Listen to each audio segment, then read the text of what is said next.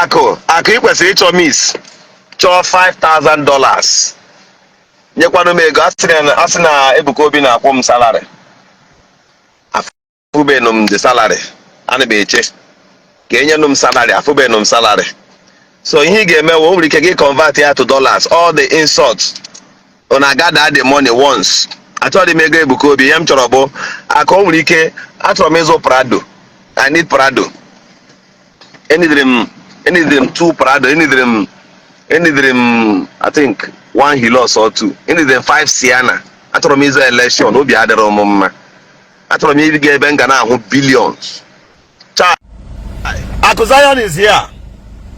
Akụ Zion is watching me live and direct. Akụ Zion suo ndị mmadụ alert gbanye ịma ọ bụ inye some people ego ara agba ha ị kwesịrị inyekwanụ m ogodi $5,000 or $2,000 or $1,000 because ha na-eme m accuse well na Ebuka Obi na-akwụ m ụgwọ. Akụ Zion sị dị ya onye ego. Akụ is coming live here. Akụ is coming live. Akụ esendịgoro m gị invitation to join. Also failuru Chineke nna m ka gọziere m my fans here. Gọziere m my fans. Bless people. Akụ kwesịrị ịbaruo na page m ichere mmadụ abụọ mee ihe ọgaranya. Ime ihe ọgaranya. Akụ Zion is here live and direct. Akụ is watching. Akụ, I've sent you invitation to join us here live and direct. Akụ gbuo ndị mmadụ ozu. Akụ gbuo ndị mmadụ ozu. It's not adding up. Go and buy for me. Go. Follow him, sir. Akụ, the thing the Chineke nna mere mebere. Chineke nna mere mebere. I've tried to add Akụ Zion. I don't know what's going on. Ka agọzie ndị mmadụ. Sinclair, my sister. Onye ya adịrị mma.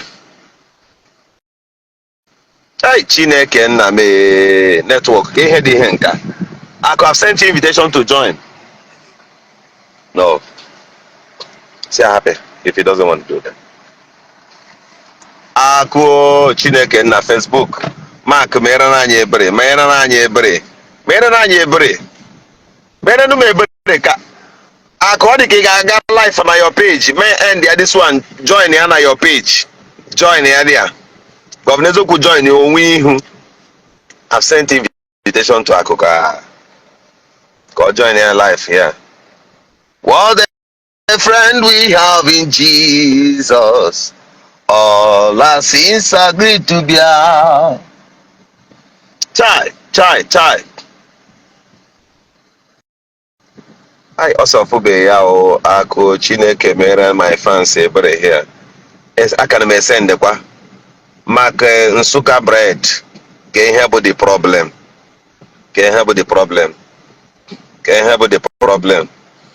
Akụ ị kwesịrị ịchọ miss chọọ $5,000 nyekwanụ m ego asị na Ebuka Obi na-akwụ m salary afụbenụ m the salary ana m eche ka enyenụ m salary afụbenụ m salary so ihe ị ga-eme o nwere ike gị convert ya to dollars all the insults una gather the money once achọrọ m ego Ebuka Obi ihe m chọrọ bụ Akụ o nwere ike achọrọ m ịzụ Prado I need Prado enidere m 2 Prado enidere m I think 1 Hilux or 2 enidere m 5 Sienna achọrọ m ịzụ election obi adịrọ m mma achọrọ m ịga ebe m ga na-ahụ billions. Akụ Zion said they go talk tire. So let's screenshot to comment their boss. One of them, onye HRW policeman to Ebuka Obi. I no be jelly. I repeat for camera. I no be jelly. You know fit dear me. I no be jelly. Apple, I tell you the gospel truth. Ebuka Obi no send you. You not able got all their problem. You not able got all their problem. And you want everybody to be afraid of you. You post somebody that thing when they find on the internet and go see him. Who is afraid of you, guy? You may walk here, but I'm Weber. You may walk Eziokwu here. We are not. Nobody is fighting prophet. Yes. Nobody here. Well, nobody here. All of us they can. But you see those elements. that want to act instead of him. Yeah. It is everybody not the same. Or go read books to get sense. Don't be talking in a cook assuming I go putting on. You think you can bully anybody you like. Once when I officially come like this, I go carry down your comment, attach and here, war you where for internet. I go holler you where. I go tell you anything, even I go tell you what you know one here. Remember, I know they play. I know they play. Stay your lane. I don't avoid you. Now so na carry voice note, go send it. Play voice note to Governor Eziokwu. I thought you guys would have done worse than that. Tomorrow you go come here. I didn't meet you and police. You go come this place. Even though I need him, you need him my face. You need him my face. They say I no be abomunde mokoko. One touch, gather communities here. We picture you go see and I forget about you run. Give one confirm. I'm not talking about prophet himself. I talk about the person who assume position as a policeman.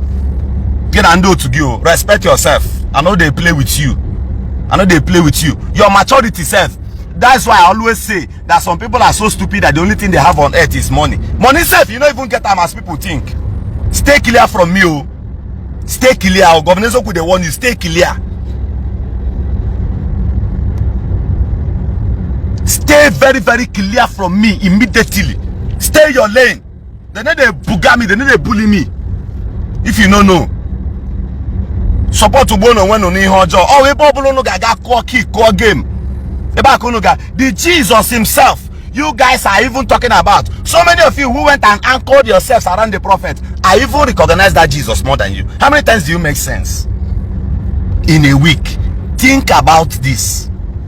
If I talk to somebody, I say, watch Alamonia closely. Watch Anna. Some bagging came nishi direct. Oh no, kotosin now. Koronia jebo goja. Pakano zomuga po here.